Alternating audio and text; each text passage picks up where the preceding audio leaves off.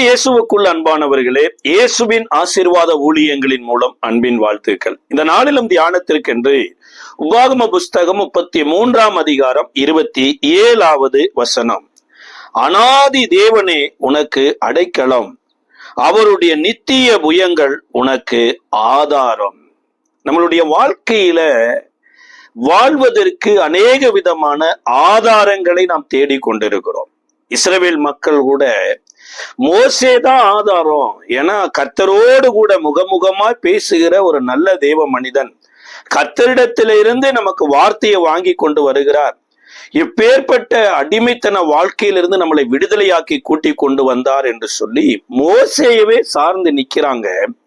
ஆனா மோசே இப்பொழுது பூமியை விட்டு எடுத்து கொள்ளப்படுகிற நாள் வந்த போது இப்ப மோசே சொல்றாரு, நான் உங்களுக்கு ஆதாரம் இல்லப்பா, அநாதி தேவனே உனக்கு அடைக்கலமும் ஆதாரமுமாய் இருக்கிறார் அப்படிங்கிறார். நம்ம அநேக நேரங்களில ஒரு சில நம்பிக்கையோடு கூட நம்ம இருப்போம் பாருங்க. என்ன நம்பிக்கை அப்படின்னா, யாராவது எனக்கு சப்போர்ட்டிவா இருந்தா நான் மேல வந்துடலாமே.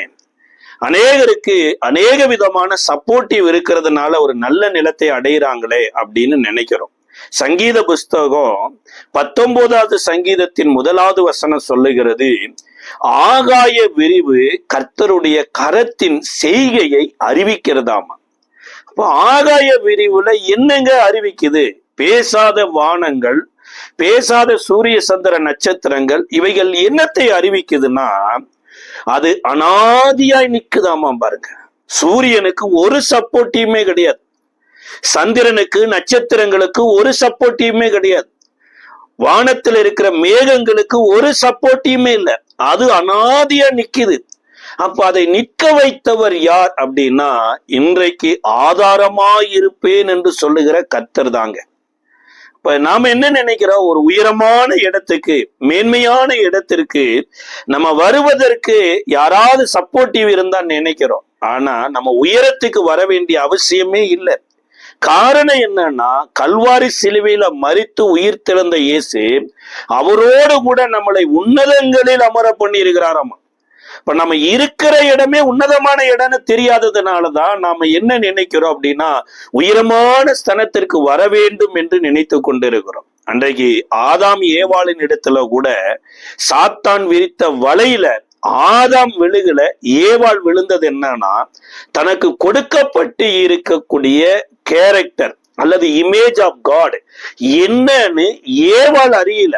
அதனாலதான் சாத்தான் வந்து சொன்னா, இந்த கனியை புசிக்கும் போது நீங்கள் தேவ தூதர்களை போல ஆவீர்கள் என்று. தேவன் தூதர்களை போல படைக்கல, தேவனை போல படைச்சிருக்கிறார். அதை அறிகிற அறிவு இல்லாததுனாலதான் பாருங்க, ஏவாள் தேவதூதர்களை போல ஆகணுமே என்று சொல்லிதான் சாத்தானுடைய வஞ்சக உபதேசத்துல விழுந்து தேவ சாயலையும் இழந்து தேவதூதர்களுக்கு கீழாக போயிட்டாங்க பாருங்க. அப்ப இன்றைக்கு நீங்களும் நானும் ஆதாரமா எதை வைத்திருக்கிறோமோ இல்லையோங்க, இந்த வானத்தையும் பூமியும் படைத்த கர்த்தருடைய வார்த்தையை ஆதாரமா கொண்டு வாழுவோம்னா, எப்படி சூரியன் உண்டாக கடவுது என்றார், வார்த்தையின் அடிப்படையில சூரியன் உண்டாயிட்டு பாருங்க. அதுபோல நட்சத்திரங்கள் உண்டாக கடவுது, சந்திரன் உண்டாக கடவுது. இது பகலுக்கு இரவுக்கு வித்தியாசம் உண்டாகும்படி ஆகாய விரிவில் இருக்க கடவுது என்று வார்த்தையினாலே சிருஷ்டித்ததுனால இப்ப எந்த ஆதாரத்துல இவைகள் வானத்துல அனாதியா நிக்குதுன்னா, கர்த்தருடைய வார்த்தையின் ஆதாரத்துலதான் நிக்குது. அதனாலதான் இப்ப மோசே இஸ்ரவேல் மக்களை பார்த்து சொல்றாரு, நீங்க எந்த மனிதனுடைய ஆதாரத்துக்குள்ளேயும் போயிடாதீங்க, எந்த மனிதனுடைய அடைக்கலத்துக்குள்ளேயும் போயிடாதீங்க. தேவன் அனாதியான தேவன், அவர் சதா காலமும் இருக்கிற தேவன் அப்படிங்கிறார். இத சங்கீதம் 41:13 கூட நம்ம பார்க்கலாம் பாருங்க. அப்ப சில சூழ்நிலைகள் நம்மளை அனாதைகளை போல நம்மளை காண்பித்து விடும், அல்லது சில மனிதர்கள் நம்மளை அனாதைகளை போல மாத்தி விடுவாங்க. தாவீதுக்கு உயிர் நண்பனாகிய யோனத்தான் எனப்பட்ட ஒரு நண்பன் இருந்தான். அந்த யோனத்தான் ராஜாவினுடைய குமாரன். ஆனா தாவீது பாருங்க, ஒரு ஈசாயின் குடும்பத்துல பிறந்த ஒரு மெய்ப்பன். ஆனா கர்த்தர் தாவீதை தெரிந்து கொண்டு ஒரு அபிஷேகம் பண்றார்.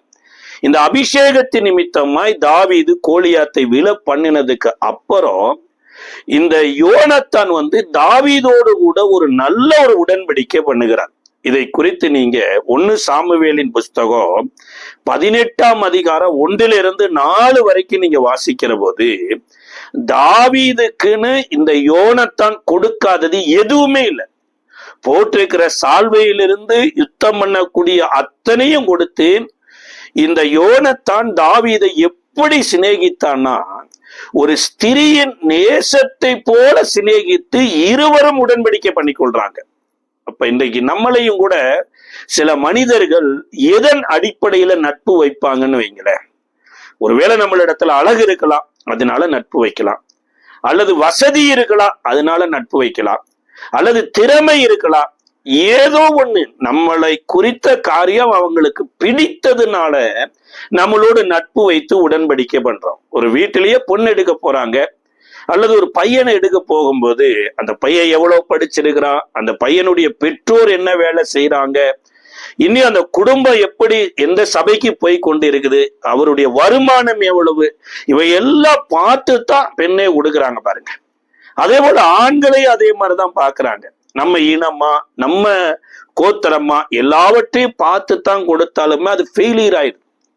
ஆனா உங்களே என்னையும் இயேசு இந்த பூமியில ரத்தத்தோடு உடன்படிக்கை பண்ணுகிற அந்த வருகிற போது எந்த தகுதியுமே கிடையாது. நம்ம நல்லவர்களும் கிடையாது, அல்லது மனித பிறவிகளுடைய பிறப்பிலேயே இல்லாத ஒரு மோசமான ஒரு கேரக்டரா இருந்திருக்கோம் பாருங்க. இந்த உலகத்துல பாத்தீங்கன்னா மனித அழிவுக்கு பின்னணியில இருந்த கொடிய மிருகங்கள் அப்படின்னு ஒரு லிஸ்ட் எடுக்கிறாங்க. பாம்பினால் செத்தவர்கள் இத்தனை லட்சம் பேரு, சிங்கத்தினால செத்தவர்கள் இத்தனை லட்சம் பேரு, அடுத்து ஜலத்தினால செத்தவங்க, நெருப்பினால செத்தவங்கன்னு ஒரு குறிப்பிட்ட லட்சக்கணக்கான மக்களை சொல்றாங்க. ஆனா மனிதனாலேயே மனிதர்கள் செத்தது கவுண்டிங்களே வராத அளவுக்கு கோடிக்கணக்கான மனிதர்களை கொண்டிருக்கிறாங்க. இப்ப எப்படி யோசிச்சு பாருங்க. அப்ப மனிதர்கள் கடவுளுடைய பார்வையில எவ்வளவு கொடூரமானவர்களா இருந்த போது அவர் மனித அவதாரம் எடுத்து இந்த பூமியில வந்து தன்னுடைய ரத்தத்தை சிந்தி தன்னுடைய சரீரத்தை பிற்க ஒப்பு கொடுத்து உங்களோடு என்னோடும் ஒரு உடன்படிக்கை பண்ணி இருக்கிறார்னா, நாம நல்லவர்கள் என்று ஒரு உடன்படிக்கை பண்ணலைங்க. அவர் நல்லவராயிருந்து நம்மளை படைத்ததுனால உடன்படிக்கை பண்ணி இருக்கிறார். அதுவும் எப்பேற்பட்ட உடன்படிக்கைனா ரத்த சம்பந்தப்பட்ட ஒரு உடன்படிக்கை பண்ணி இருக்கிறார். அதே மாதிரிதான் இந்த யோனத்தானும் தாவீதும் நல்ல ஒரு உடன்படிக்கை பண்ணி இருக்கிறாங்க. இத 18ல மாத்திரமல்ல 23வது அதிகாரத்துல இப்ப தன்னுடைய தகப்பனால தன்னுடைய சிநேகிதனுக்கு உயிருக்கே ஆபத்து வந்து விட்டது என்று யோனத்தான் நன்கு அறிஞ்சிட்டார். சிநேகிதன் மாத்திரமல்ல, தன்னுடைய சகோதரியினுடைய கணவனாகவே தாவீது மாறிட்டார். இந்த சவுலுக்கு தாம் மகன்தான் இந்த சீட்டுல உட்காரணுமே தவிர தன்னுடைய மக வீட்டுக்காரர் மருமக உட்காரக்கூடாது அப்படிங்கிறதுல பலவிதமான பகையோடு கூட ஒரு சொல்லப்பட்டிருக்குது. சவுலுக்குள்ள தேவனால் விடப்பட்ட பொல்லாத ஆவி இருந்ததுனால சவுல் உயிரோடு இருக்கிற நாளெல்லாம் தாவீதை கொலை செய்யவே வகை தேடி கொண்டு இருந்திருக்கிறார். இப்ப தன் தகப்பன் தன்னுடைய சிநேகிதனை கொலை செய்ய வகை தேடி கொண்டிருக்கிறார். யாருக்காகனா, என்ன அந்த சிங்காசனத்துல உட்கார வைக்கிறதுக்காக தான் தாவீதை கொலை செய்ய சவுல் தேடி கொண்டிருக்கிறார் என்பதை இந்த யோனத்தான் அறிந்திருந்தும் கூட இப்ப தாவீதின் இடத்துல போறார். இதை குறித்து 1 சாமுவேலின் புஸ்தகம் 23வது அதிகாரம் 16ல இருந்து 18 வரைக்கும், அப்பொழுது சவுலின் குமாரனாகிய யோனத்தான் எழுந்து காட்டில் இருக்கிற தாவீதினிடத்தில் போய் தேவனுக்குள் அவனை திடப்படுத்தி, நீ பயப்பட வேண்டாம், என் தகப்பனாகிய சவுலின் கை உம்மை கண்டுபிடிக்க மாட்டாது, நீ இஸ்ரவேலின் மேல் ராஜாவாய் இருப்பீர், அப்பொழுது நான் உனக்கு 2வதாய் இருப்பேன், அப்படி நடக்கும் என்று என் தகப்பனாகிய சவுல் அறிந்திருக்கிறார் என்றான். அவர்கள் இருவரும் கர்த்தருக்கு முன்பாக உடன்படிக்கை பண்ணி பின்பு தாவீது காட்டில் இருந்து விட்டான், யோனத்தானோ தன் வீட்டிற்கு போய்விட்டான். 2வது விஷயம் ஒரு உடன்படிக்கை பண்ணியிருக்கிறாங்க. அதாவது யோனத்தான் தாவீதின் இடத்துல என்ன சொல்றாருன்னா, அடுத்து நீதான் ராஜாவாக போகிற, நீ ராஜாவானினா உன்னுடைய சிநேகிதனாய் இருக்கிற நானு உனக்கு அடுத்த ஸ்தானத்துலதான் இருப்பேன் என்று உடன்படிக்கை பண்ணி இருந்த போதும் கூட இந்த சவுலோடு சேர்ந்து கொண்டு யோனத்தான் பெலிஸ்தியரோடு யுத்தம் பண்ணுகிற போது பெலிஸ்தியர் சவுலை கொலை செய்த போது யோனத்தானும் சேர்த்தியே கொலை செய்துட்டாங்க. யோசிச்சு பாருங்க, ஒரு உடன்படிக்கை பண்ணப்பட்ட யோனத்தான் தாவீதோடு கூட இராதபடி கர்த்தருடைய கிருபை விட்டு விலகி இருக்கக்கூடிய சவுலோடு போய் சேர்ந்ததுனால சவுலோடு கூட சேர்ந்து யோனத்தானும் மரித்து போயிட்டான். சிலரோடு கூட நம்ம இருக்கும்போது ஒன்றை கவனமா அறிய வேண்டியது, கர்த்தர் அவர்களோடு கூட இருக்கிறாரா இல்லையா, அவர்கள் கர்த்தருக்கு பிரியமான வாழ்க்கை வாழுகிறாங்களா இல்லையா என்பதை நம்ம நன்கு அறியணும் பாருங்க. ஏன்னா இந்த சவுலின் இடத்துல கர்த்தர் சொப்பனத்திலேயாவது தரிசனத்திலேயாவது அல்லது தீர்க்கதரிசியின் மூலமாவது வேறு யாரு மூலமாகவும் கர்த்தர் பேசவில்லை. இன்னி சொல்ல போனா இந்த சவுலை ராஜாவாக்கினது என் இருதயத்திற்கு விசனமாயிருக்குது என்று சவுலை குறித்து சாமுவேல்டே சொல்லிட்டார். தகப்பனாயிருந்தாலுமே அவர் கர்த்தருக்கு பிரியமானவர் இல்லை என்பதை அறியாம இந்த யோனத்தான் போய் யுத்தத்துல இறந்து போயிட்டார். இந்த யோனத்தானுக்கு மனைவி பிள்ளைகள்லாம் இருக்கிறாங்க. ஆனா சவுல் இறந்து போனதை கேட்டு யோனத்தான் இறந்து போனதை கேட்டுட்டு இப்பொழுது யோனத்தான் வீட்டில இருந்த ஒரு பணிவிடை பெண் தாதி எனப்பட்ட அந்த பெண்ணு 5 வயது குழந்தையா இருக்கிற போது இந்த யோனத்தானின் குமாரனாகிய மேவிபோசேத்தை தாவீதின் கைக்கு தப்புவிக்க வேண்டும் என்று தூக்கி கொண்டு ஓடுறாங்க. அதாவது இந்த அம்மாவுக்கு தெரியவே தெரியாது யோனத்தானுக்கும் தாவீதுக்கும் எப்பேற்பட்ட உடன்படிக்கை இருக்குதுன்னு. அப்ப இந்த உடன்படிக்கையின் மகன் தான் இந்த மேவிபோசேத்துன்னு தெரியாம தான் இந்த மேவிபோசேத்தை காப்பாத்த போற மாதிரியும் தான் இல்லைன்னா இந்த மேவிபோசேத்துக்கு வாழ்க்கையே இல்லைங்கிற மாதிரி தூக்கிட்டு போனது நிமித்தமா தவறி கீழே போட்டதுனால 5 வயதுல இருக்கிற இந்த குழந்தை 2 கால்களும் உடைந்து முடவனாக மாறிவிட்டான். எப்பேற்பட்ட குடும்பத்துல பிறந்த பையன் பாருங்க, ராஜாவின் வம்சத்துல பிறந்த பையன். அவங்க தாத்தா முதல் இஸ்ரவேலினுடைய ராஜா, 2வது இவங்க அப்பா இன்றைக்கு ராஜாவா இருக்கிற தாவீதோடு கூட உடன்படிக்கை பண்ணி இருக்கிறார். அப்போ உடன்படிக்கையின் மகன் இதை எதுவுமே தெரியாத இந்த அம்மா கையில போய் மாட்டிக்கிட்டான். மாட்டினால 2 காலம் முடமாயிருச்சு. இப்ப எருசலேமை தாவீது பிடிக்கிறது முடியாது என்று சொல்லி சவுலினுடைய குமாரர்கள் சில பேர் என்ன பண்ணிருக்கிறாங்கன்னா தாவீதுக்கு விரோதமா பரியாசம் பண்ணிருக்கிறாங்க. அப்ப பிடிக்காதபடிக்கு என்ன பண்ணுவாங்கன்னா முடவர்கள் சப்பானிகள் வந்து தாவீதோடு யுத்தம் பண்ணி தாவீதை விழ பண்ணிடுவார்கள் என்று தாவீதை கிண்டல் பண்றாங்க. இப்ப தாவீது என்ன சொல்றாருன்னா, எருசலேமில் இருக்கக்கூடிய முடவர்கள் சப்பானிகள் எல்லாரையும் யுத்தம் பண்ணி காலி பண்ணுங்க என்று தன்னுடைய படையில இருக்கிற ஆட்களை அனுப்பிச்சிட்டார். ஆனா 2 காலம் முடமான இந்த பையன் இந்த உடன்படிக்கையின் தேவனால எங்கேயோ ஒரு இடத்துல பத்திரமா பாதுகாக்கப்பட்டுட்டார். இப்ப தாவீது எருசலேமை பிடிச்சு அதை சீயோன் கோட்டையா மாற்றின பின்புதான் இப்ப இளைப்பாறுதல் இருக்கிற போது உடன்படிக்கை பண்ணின யோனத்தானை நினைவு கூறுகிறார்.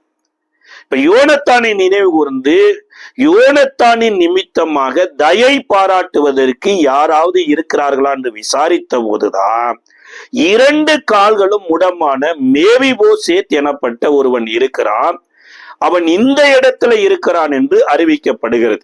இதை 2 சாமுவேலின் புஸ்தகம் 9வது அதிகாரத்துல பார்க்கலாம். அப்ப தாவீது இந்த மேவிபோசேத்தை அழைத்து கொண்டு வரும்படி ஆட்களை அனுப்பின போது மேவிபோசேத் இப்ப தாவீதுக்கு முன்பாக நிற்கும் போது தாவீது மேவிபோசேத்துக்கு 4 ஆசீர்வாதம் கொடுக்கிறார். அதுல ஒன்று என்னன்னா, தாவீது அவனை பார்த்து நீ பயப்படாதே. காரணம் என்ன அப்படின்னா, இவனுக்கு கொடுக்கப்பட்ட டீச்சிங். தாவீது மிகப்பெரிய ரத்தம் சிந்தின ஆள். தாவீது தான் உங்க குடும்பத்து மக்கள் அழிவுக்கு காரணமானவரு. உங்களுடைய தாத்தாவுக்கு தாவீது தான் எதிரியா இருந்தாருன்னு தாவீதை குறித்து துர்செய்தியை பரப்புறாங்க பாருங்க. இன்றைக்கு எத்தனையோ பேரு ஒரு அருமையான தேவனை குறித்து நற்செய்தி சொல்வதற்கு பதிலாக தேவனை குறித்து துர்செய்தி பரப்புறாங்க. அதாவது மோசேயின் மூலமா நியாயப்பிரமாணம் எனப்பட்டது ஒண்ணு வராத வரைக்குங்க எல்லாம் நார்மலா இருந்தாங்க. அதாவது விபச்சாரம் செய்யாதிருப்பாயாக என்கின்ற ஒரு கட்டளை வர்றதுக்கு முன்னாடி விபச்சார தொழில் எனப்பட்டது ஒரு இன்றைக்கு முடிவெட்டுகிற தொழில் மாதிரி, அல்லது செருப்பு தைக்கிற தொழில் மாதிரி. இந்த விபச்சார பாவம் செய்வது ஒரு தொழில் தான். பொய் சாட்சி சொல்வது அதே மாதிரி. இன்னைக்கு எத்தனையோ கோர்ட்டுகள்ல கூட பொய் சாட்சிக்கு என்று பணம் கொடுத்து சொல்லுகிற எத்தனையோ மக்கள் கூட இருக்கிறாங்க, பண ஆசையோடு கூட. ஏன் அப்படின்னா அது அவர்களுடைய வாழ்க்கையில ஒரு பணம் சம்பாதிக்கிறதுக்கான ஒரு மெத்தேடா இருக்குது பாருங்க. ஒரு இடத்துல கம்மி விலைக்கு சில பொருட்களை வாங்கி அதிக விலைக்கு விற்கிறது, இது எல்லாமே நியாயப்பிரமாணத்தின்படி அது வராத வரைக்கும் அது ஒரு வியாபாரம் தான் பாருங்க. ஆனா என்றைக்கு நியாயப்பிரமாணம் இது வந்துருச்சோ உடனே தேவனுடைய பார்வையில அவர்கள் குற்றவாளிகளா மாறுறாங்க. இப்ப ஒரு குற்றவாளியினுடைய இருதயம் எப்படி இருக்கு யோசிச்சு பாருங்க. அவன் குற்றவாளி மாத்திரமல்ல, சில பாவங்கள் மரண தண்டனைக்குரியதாகவும் மாறிடுது. அப்ப இருதய உடைஞ்சு வாழ்வதை காப்பிலும் சாவை நோக்கி போயிட்டு இருக்கிறவங்களுடைய வாழ்க்கை எவ்வளவு துயரத்துக்குரியதா போகுது. ஆனா மோசேயின் மூலமா நியாயப்புறமான ஒரு மனிதனை வேதனைக்குள்ள தள்ளிச்சோ இல்லையோங்க, கல்வாரி சிலுவையில மரித்து உயிர்த்தெழுந்த இயேசுவின் மூலமாய் வந்த கிருபையும் சத்தியமும் உங்களை நீதிக்குள்ளாகவும் தேவனுடைய ராஜ்யத்துக்குள்ளாகவும் பரிசுத்தத்துக்குள்ளாகவும் போகுது பாருங்க. அப்ப நியாயப்பிரமாணத்தை தெரியாத வரைக்கும் எப்படி மனிதர்கள் நல்லவங்களை போல இருந்து நியாயப்பிரமாணம் வந்ததுக்கு அப்புறம் குற்றவாளிகளா மாறினாங்களோ, அதே போல பாவிகளா இருக்கிற நீங்களும் நானும் கிருபையும் சத்தியத்தையும் கொடுக்கிற இயேசுவை அறிகிற வரைக்கும் நாமளும் நாமளே வாதித்து கொண்டு நம்மளை நாமளையே குற்றவாளி ஆக்கி கொண்டு தேவன் எனப்பட்டவர் மிகப்பெரிய கொடூரமானவர் என்பதை போல சிந்திக்கிற சில பேரு பாவத்தை பிரசங்கம் பண்ணுவதற்கே ஊழியத்திற்கு அழைக்கப்பட்டது போல பேசிட்டு இருக்கிறாங்க. எதெல்லாம் பாவம், எதெல்லாம் மீறுதல், எதெல்லாம் அக்கிரமம். சார், ஆல்ரெடியே பாவத்துல தானே வாழ்ந்துட்டு இருக்கிறோம், ஆல்ரெடியே அக்கிரமத்துல தானே வாழ்ந்துட்டு இருக்கிறோம். ஒரு மருத்துவர் இடத்துல போறோம், சரீரத்துல பயங்கரமான பலவீனம், இந்த பேஷண்ட்டுக்கு டேப்லெட் கொடுக்கணும், அல்லது ஒரு ஆபரேஷன் பண்ணணும், அல்லது ஒரு இன்ஜெக்ஷன் போட்டு அந்த வியாதியிலிருந்து அவரை விடுதலையாக்குவதற்கு தான் மருத்துவமனைக்கு போறோம். ஆனா அந்த டாக்டர் போயிட்டு, நீ இந்த இடத்துல விழுந்தியா, இந்த கை அடிபட்டு இருக்குதா, திரும்ப திரும்ப அடிபட்ட இடத்தையும் விழுந்ததையுமே விசாரித்துட்டு இருந்தா ஒரு மருத்துவமனைக்கு போக வேண்டிய அவசியம் இல்லை, இந்த வலியோட வீட்டிலேயே இருந்துடலாம் பாருங்க. அதே மாதிரிதான் இன்னைக்கு பாவத்தை குறித்து மாத்திரம் போதிக்கிற எத்தனை பேர் மாறிட்டாங்க. அதனால ஒரு அடி கூட என்ன பண்ண முடியலன்னா முன்னேற முடியல. தேவன் நல்லவர், தேவன் உன்னதமானவர், தேவன் மகிமையானவர் என்பதை அறியறதுக்கு பதிலா தேவன் எனப்பட்டவர் உன்னை நரகத்துல தள்ளுவதற்கு ஆயத்தமா இருக்கிறாரு, பட்சிக்கிற அக்னிய போல இருக்கிறார் அப்படிங்கிறத போலயே போதிக்கிறோம். ஒன்று தெரிந்து கொள்ளுங்க, தேவனை நீங்களும் நானும் எவ்வளவு ருசிக்கிறோமோ அவ்வளவு தாங்க மற்றவங்களுக்கும் தேவனை அறிவிக்க முடியும். யோவான் இயேசுவின் மார்பில் சாய்ந்திருந்த இந்த யோவான் பாருங்க, 1 யோவான் 2 யோவான் 3 யோவானை எழுதுறார். யோவான் எழுதின சுவிசேஷ புஸ்தகத்தில் எழுதுறார். எல்லா விதலையும் இந்த யோவான் ஹைலைட் பண்ணி கொடுத்தது எல்லாமே என்னன்னா, தேவன் அன்பாகவே இருக்கிறார். அதே மாதிரிதான் தாவீதுக்கு யோனத்தானுக்கு இருக்கிற இந்த ரிலேஷன்ஷிப். தாவீதை யோனத்தான் ஒரு ஆத்மாவை போல சிநேகித்தார், அதே போல யோனத்தானை தாவீது ஒரு ஆத்மாவை போல சிநேகித்தாங்க. அப்ப என் தகப்பனுக்கும் இந்த ராஜாவுக்கு இருக்கிற ஒரு உறவு அன்பு எப்பேற்பட்டது என்பதை இந்த மேவிபோசேத்துக்கு சொல்லி கொடுக்காதது போல இந்த உலகத்துல மனுஷனை தன்னுடைய சாயலாய் படைத்த தேவனுக்கும் மனுஷனுக்கும் இருக்கிற அன்பின் உறவு எப்பேற்பட்டது என்பதை சொல்லி கொடுக்கிறார். சார், ஒரு கனியை புசிக்கும் நாளில் சாகவே சாவாய்ன்னு சொன்னார். அவங்க கனியை புசிச்சதுக்கு அப்புறம் தனக்குத்தானே மறைவிடத்தை தேடிட்டு ஓடின போது அவர்கள் அவரை தேடி போகல, அவர்தான் அவர்களை தேடி வந்தார். ஏதேன் தோட்டத்துல தேவன் எங்கே என்று ஆதாம் கேட்கல, ஆதாமே நீ எங்கே இருக்கிறாய் என்கின்ற ஒரு அன்பின் தேவனுங்க. விசாரித்துட்டு அவர்களை அழிக்காதபடி பாவம் செய்யாத ஒரு ஜீவனை பலி செலுத்தி அதனுடைய தோலை எடுத்து இவர்களுக்காக உடுத்தி ஏதேன் தோட்டத்திலிருந்து வெளியே அனுப்பி வாழ வைத்த கர்த்தர்.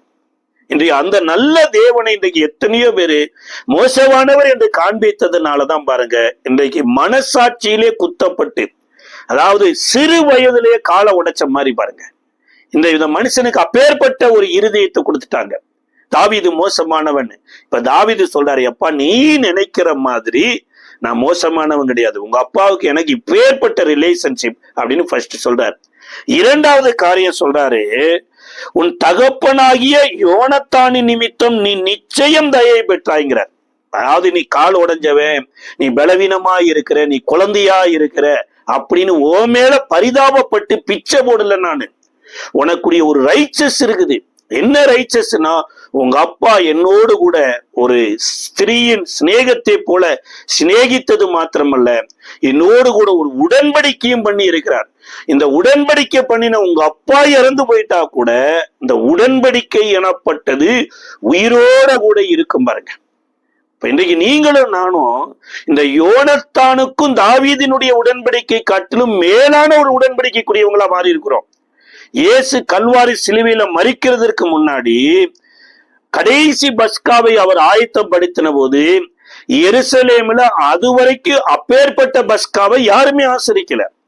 12 பேரை ஒரு மேலறைக்கு கூட்டி கொண்டு போய் மேலறையில ஒருவர் கால்களை ஒருவர் கழுவிட்டு, இங்கேதான் ஆண்டவர் இந்த உடன்படிக்கையை உறுதிப்படுத்துறார்.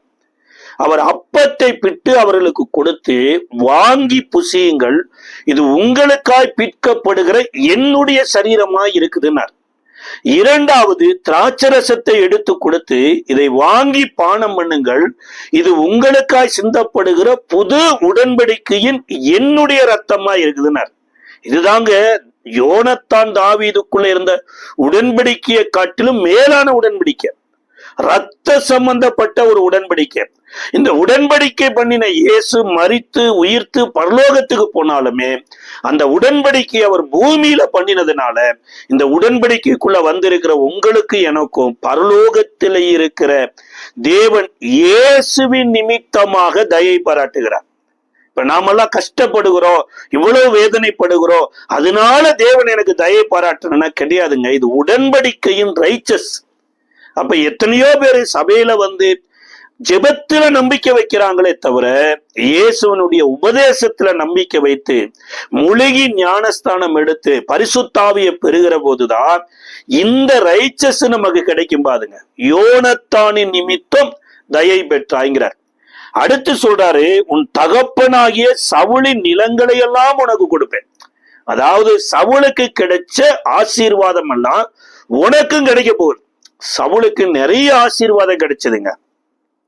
அதுல மிக மிக எடுபடாத நல்ல ஆசீர்வாதம் என்னன்னா, தேவனோடு தொடர்புல இருக்கிற, தேவனுடைய இருதயத்தின் சத்தத்தை கேட்கிற ஒரு நல்ல ஊழியக்காரர் கிடைச்சாரு பாருங்க. இதுதான் பெஸ்ட் பிளஸ்ஸிங். இன்னைக்கு உங்களுக்கு எனக்கும் என்ன ஆசீர்வாதம் இருக்குதோ இல்லையோங்க, கர்த்தரை அறிகிற ஒரு அறிவு இருக்கணும் இல்லையா? கர்த்தரை அறிகிற அறிவு உள்ள மனுஷர்களோடு போய் நம்ம இருக்கணும். இந்த ஆசீர்வாதத்துல இருந்தோம்னா நம்மளை யாருமே இருள தள்ளிட முடியாது.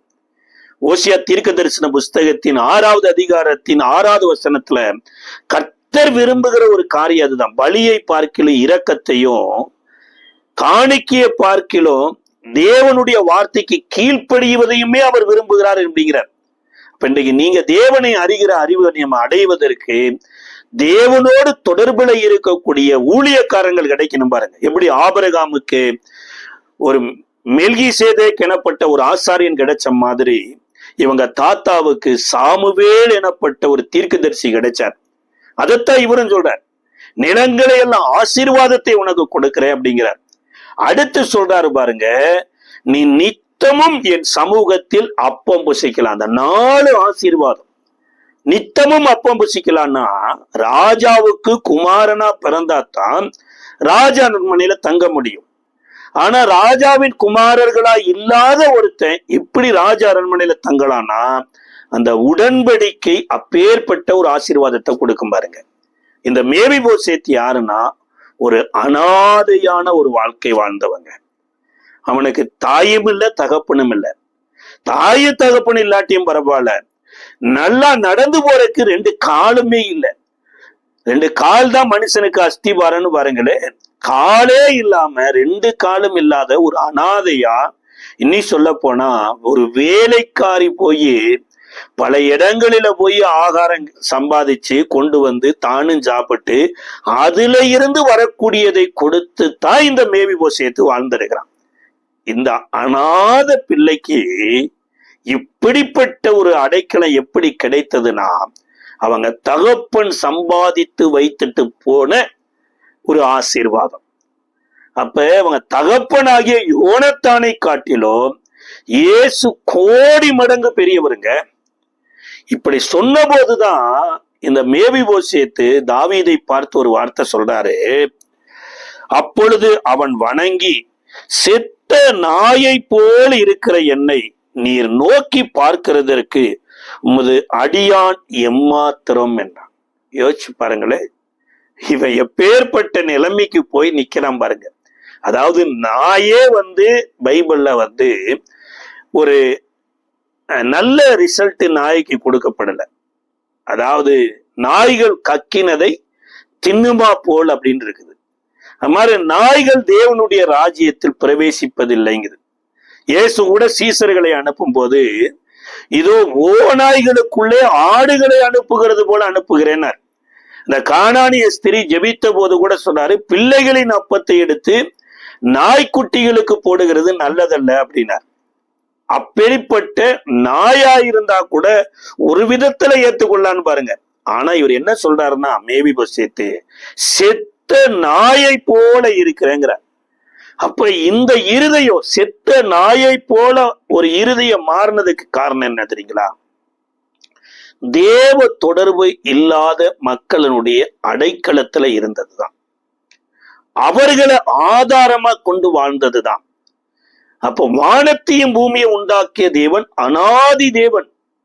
அவர் என்றென்றைக்கு உனக்கு அடைக்கலமாய் இருக்கிறார். அவருடைய புயங்கள் உனக்கு நித்திய ஆதாரம்னா, தேவனை பற்றிய அறிவு இல்லாத எந்த மனுஷனிடத்துல போனாலுமே பாருங்க, நம்மள ஒரு பொருட்டாவே நினைக்க மாட்டாங்க. அல்லாட்டியும் கூட நம்மள ஒரு பொருட்டா அவங்க நினைக்கிறாங்க அப்படின்னா, நம்ம மூலமா ஏதாவது ஒரு பெனிஃபிட் கிடைத்தாதான் ஒரு பொருட்டா நினைப்பாங்க. அப்ப இந்த மேவிபோசேத் இந்த தாவீதினிடத்துல வருகிற வரைக்கும் அந்த தாதி எனப்பட்ட வேலைக்கார பெண் இந்த மேவிபோசேத்துக்கு என்னத்தை ஊட்டி வளர்த்திட்டு இருந்தாங்க அப்படின்னா, ஆகாரத்தை மாத்திர ஊட்டி வளர்த்தல. நீ தாவீதினுடைய குடும்பத்துக்கு எதிரானவன், அல்லது தாவீது உங்க குடும்பத்துக்கு எதிரானவன் என்று சொல்லி வஞ்சனையை விதைத்து விதைத்து வளர்த்தினதுனாலதான் இப்ப தாவீதின் இடத்துல வந்த போது கூட, தாவீதே விருப்பத்தோடு இவ்வளவு ஆசீர்வாதத்தை கொடுத்த போது கூட அவர் வாயிலிருந்து என்ன வார்த்தை வருதுன்னா, செத்த நாய் அப்படிங்கிறார். பண்பான தேவனுடைய பிள்ளைகளே, நீங்களும் நானும் இந்த கல்வாரி சிலுவையின் அண்டையில வருகிற வரைக்கும், அல்லது இயேசு கிறிஸ்துவினுடைய அன்பை நம்ம இருதயத்துல சுமக்கிற வரைக்கும், நமக்குள்ளேயும் இப்பேற்பட்ட ஒரு ஹேபிட் இருக்கும். ஒருவேளை தெரிந்தோ தெரியாமலோ கர்த்தருடைய அன்பை விட்டு நீங்க விலகி போயிருந்தா கூட, தேவன் இன்றைக்கும் அனாதி தேவன். அவர் உங்களுக்கு இன்றைக்கும் இரக்கம் பாராட்ட காத்திருக்கிறார். ஒரு மெய்ப்பனிடத்துல 1000 மாடுகள் இருந்ததாமாங்க. அதுல ஒரு மாடு மாத்திரம் மிகப்பெரிய ஆக்டிவா இருந்து அப்பப்ப மந்தையை விட்டு வெளியில போய் அடுத்தவங்க வயல்ல போய் மேய்ச்சிட்டு வருமாமா. இந்த மெய்ப்பனும் இது ஆக்டிவா இருக்குதுன்னு விளையாட்டா விட்டுட்டாரு. நாளடைவுல இதுவே பழக்கமா மாறி ஒரு நாள் அடுத்தவங்க வயல்ல திருப்தியாய் சாப்பிட்டு இலைப்பாரிட்டு இருந்ததாமா. இன்றைக்கு மந்தையை விட்டு வெளியில ஓடி மேய ஆரம்பிச்சதோ அப்பவே அந்த காட்டுல ஒரு சிங்கம் இத சாப்பிடணும்னு முடிவு பண்ணிருச்சு. கடைசியா நல்லா சாப்பிட்டு இப்ப இலைப்பாரி கொண்டு இருக்கிற போது மற்ற 999 மாடுகளையோ இந்த மெய்ப்பன் மந்தையோடு ஓட்டிட்டு போயிட்டார். இது சாப்பிட்ட மயக்கத்துல தூங்கி கடைசியா பார்த்தா மந்தையில இல்ல, இரவாகி விட்டது. இப்ப சிங்கம் உரிமிட்டு வருது ஆட்டை சாப்பிடுவதற்கு. இப்ப மாடு சிங்கத்துக்கு பயந்து ஓட, சிங்கம் மாட்டை விரட்ட, கடைசியா ஒரு கெசகுழி ஆகிய சேற்றுக்குள்ள போய் இந்த மாடு குதித்த போது மாட்டிச்சு. இப்ப இந்த சிங்கம் நினைக்குது, இன்றைக்கு நல்ல விருந்து வசமா மாட்டிச்சு, யாருமே வரமாட்டாங்கன்னு. இது சந்தோஷத்துல இதுவும் குதித்தது பாருங்க. ஆனா மாடு தூரத்துக்கு போக முடியல, சிங்கமும் சேத்துல போய் மாட்டிச்சு. அப்பொழுது மாடு சிங்கத்தை பார்த்து சொல்லிச்சாமா, சிங்கமே சிங்கமே, நீ சீக்கிரத்துல செத்து போயிருவ அப்படின்னு. அப்ப சிங்க மாட்டை பார்த்துட்டு சிரிச்சதாமா, நீயும் சேத்துலதான் மாட்டியிருக்கிற, நானும் சேத்துலதான் மாட்டியிருக்கிறேன், நான் சாகுற மாதிரி நீயும் தான் சாக போறன போது மாடு சொல்லிச்சாமா, இல்ல இல்ல, நான் சாக மாட்டேன். காரணம் என்னன்னா, எனக்கு ஒரு மெய்ப்பன் இருக்கிறாரு, மந்தேல போய் என்னை தேடுவாரு, இல்ல அப்படிங்கும் போது கட்டாயம் என்னை தேடிக்கொண்டே வருவார். என்னுடைய அடிசுவடைகளை இந்த இரவலையும் விளக்கை வைத்து தேடிக்கொண்டு வந்து என்னை கண்டுபிடித்து விடுவார். ஆனா உனக்கு தான் யாருமே மெய்ப்பண்ணல, நீயே ராஜா, நீயே மந்திரி அப்படின்னு சொல்லிச்சாமா. அதே போல அன்பான தேவனுடைய பிள்ளைகளே, உங்களுடைய வாழ்க்கையிலேயோ ஏதோ ஒரு சூழ்நிலையை நிமித்தமா கர்த்தருடைய ஐக்கியத்தை விட்டுட்டு இன்றைக்கு ஒரு தனிமையாய் அனாதைய போல இருக்கிறீங்களா? யாருமே உங்களுக்கு உதவி செய்ய முடியாத இடத்துல வாழ்ந்து கொண்டு இருக்கிறாங்களா? ஒன்று மறந்து விடாதீங்க, நம்மளை வழிநடத்தவர்களும் ஒரு நாள் இல்லாட்டி ஒரு நாள் நம்மளை விட்டு போயிருவாங்க.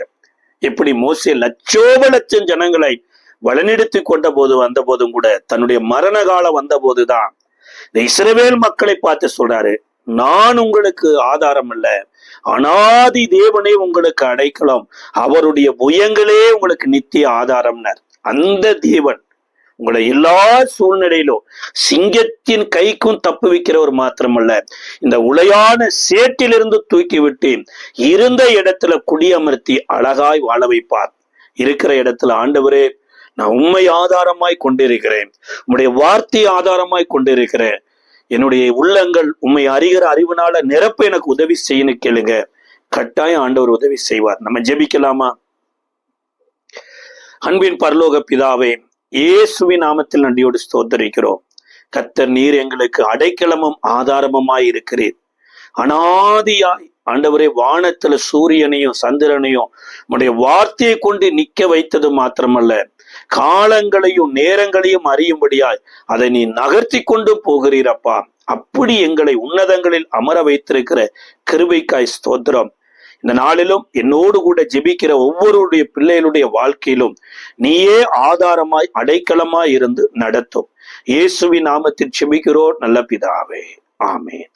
எங்களோடு நீங்கள் தொடர்பு கொள்ள மிஷனரி சகோதரர் ஜெயபால், இயேசுவின் ஆசீர்வாத ஊழியங்கள், சேலையூர், சென்னை, தென்னிந்தியா.